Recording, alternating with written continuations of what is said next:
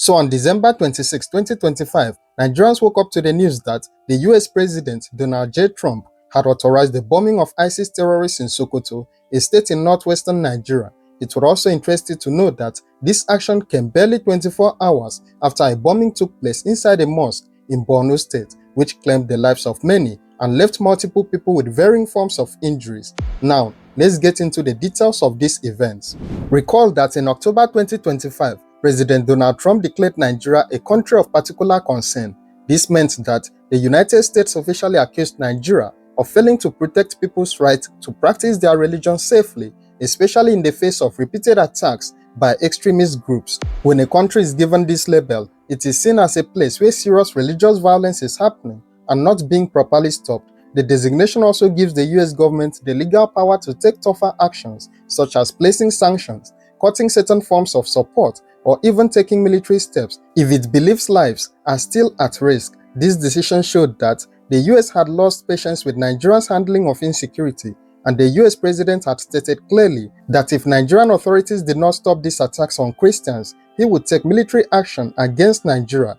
After this proclamation, many arguments broke out across Nigeria. Some people said Nigeria is a sovereign country, meaning no foreign nation has the right to bring soldiers or carry out attacks on its land without permission. Others questioned Donald Trump's claim that only Christians were being attacked, pointing out that Muslims have also been victims of the same terrorist violence for many years. While these debates were still going on, the United States was already moving quietly behind the scenes. According to an exclusive Reuters report, in early November 2025, just days after Nigeria was declared a country of particular concern, the US began surveillance flights over large parts of Nigeria. These flights began after an October meeting between the United States and Nigerian defense officials and were meant to gather intelligence, even though officials did not openly say exactly what information they were looking for. The aircraft, operated by a US military contractor, flew almost daily, taking off from Ghana, passing over Nigeria, and returning the same day.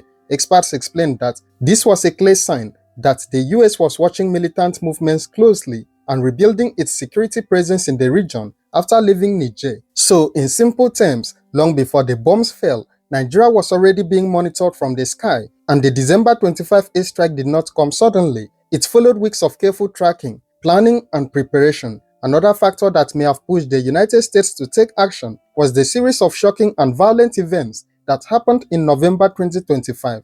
That month was especially troubling for Nigeria. It was in November that a senior Nigerian army officer, Brigadier General Mohammed Uba, a well-known and experienced officer who had fought insurgents in the northeast for years, was captured and executed by ISWAP terrorists. In the same month, 25 schoolgirls were kidnapped from a boarding school in Kebbi State, and the vice principal was killed while trying to resist the attackers. November also saw the abduction of over 200 students and teachers from St. Mary's School in Niger State, an incident that shocked the entire country. Around that same period, over 30 church members were kidnapped from the Christ Apostolic Church in Eruku, Kwara State, while they were worshipping and also live-streaming their church service. Although many of these victims were later released, Nigerians were left frustrated as the government did not publicly announce the arrest or killing of any of the kidnappers. Instead, the public only saw news reports of releases or videos showing victims returning from captivity. These repeated attacks, with little visible punishment for those responsible,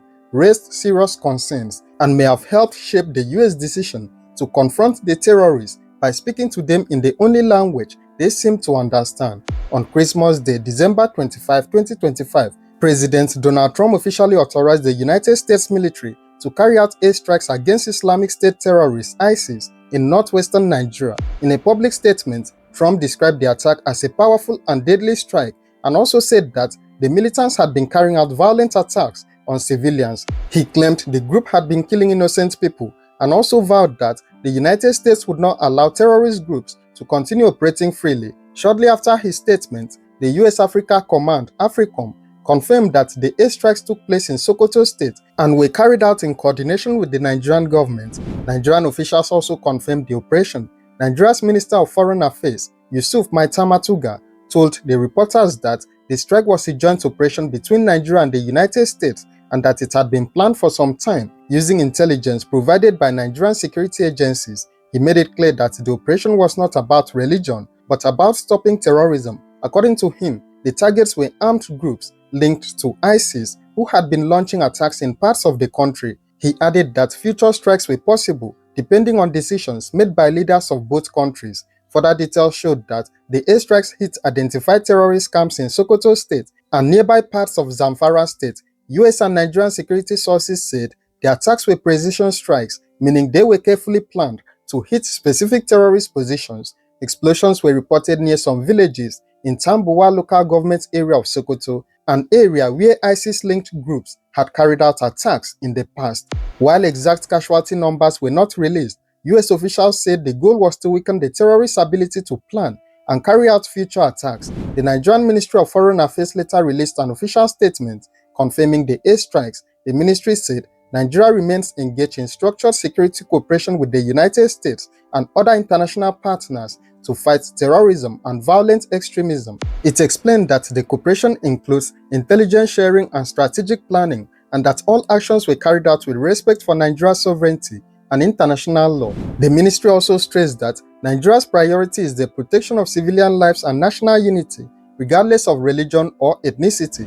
While President Trump repeatedly framed the strikes as a response to attacks on Christians, Nigerian officials pushed back against that view. They stated that terrorist violence in Nigeria affects both Christians and Muslims, and that extremists do not target only one religious group. President Tinubu's advisor and government officials insisted that Nigeria's security challenges cut across regions and faiths, and that the fight against terrorism must remain united and non-religious. This Christmas Day bombing marked a major turning point in Nigeria-US security relations. It showed that the United States had moved beyond warnings and surveillance into direct military action after weeks of intelligence gathering and rising concern over Nigeria's worsening security situation. For many Nigerians, the strike raised difficult questions about sovereignty, security, and whether foreign military intervention would finally weaken the terrorist groups that have caused fear and suffering across the country for years. The airstrikes also quickly triggered strong emotional reactions from Nigerians, especially on social media. Many people were divided, not just over the bombing itself, but over what it said about Nigeria's leadership and sovereignty. Some saw the strike as a necessary action against terrorists, while others saw it as a national embarrassment and a sign that Nigeria could no longer protect itself. Human rights activist and former presidential candidate Omoyele Sowore strongly criticized the strike. He said the attack showed how weak Nigeria's leadership has become, arguing that the US carried out the operation without real authority or proper consent from Nigerian leaders. According to him, Nigeria had been reduced to a spectator while a foreign power carried out military action on its soil. Sowore said the US president did not truly understand or care about Nigerians and warned that only strong, informed leadership could protect the country, not foreign governments acting in their own interest. Islamic cleric Dr. Ahmed Gumi, who many Nigerians have long accused of being a terrorist sympathizer and negotiator, also reacted strongly. While he said fighting terrorists is an obligation, he argued that the United States had no moral right to carry out such attacks. He described the US as a country with a history of killing innocent people and warned that allowing America to bomb Nigeria would turn the country into a battlefield for foreign wars. Gumi claimed the strike would divide Nigerians along religious lines and called on the government to end military cooperation with the US. He also urged affected communities to share evidence of any civilian harm. His comments sparked outrage online, with many Nigerians rejecting his views and accusing him of defending or excusing terrorists as usual. On the other hand, some Nigerians openly celebrated the airstrike. One social media user described it as the best Christmas gift, praising President Trump for ordering the bombing of ISIS targets and thanking the United States. To this group, the strike represented decisive action against terrorists that Nigeria itself had failed to stop for years. They believe the US did what Nigerian authorities could not or would not do. Many others reacted with shock and frustration, focusing less on the terrorists and more on Nigeria's leadership. Several users questioned whether President Tinubu even knew about the strike before it happened. One user said the airstrike showed the depth of government incompetence, calling it the first US military strike on Nigerian soil in the country's history and blaming it squarely on failed leadership. What do you think about President Trump's decision to bomb terrorist camps in Sokoto State? Share your views in the comments below, and don't forget to like, share and subscribe to this channel for more true crime stories.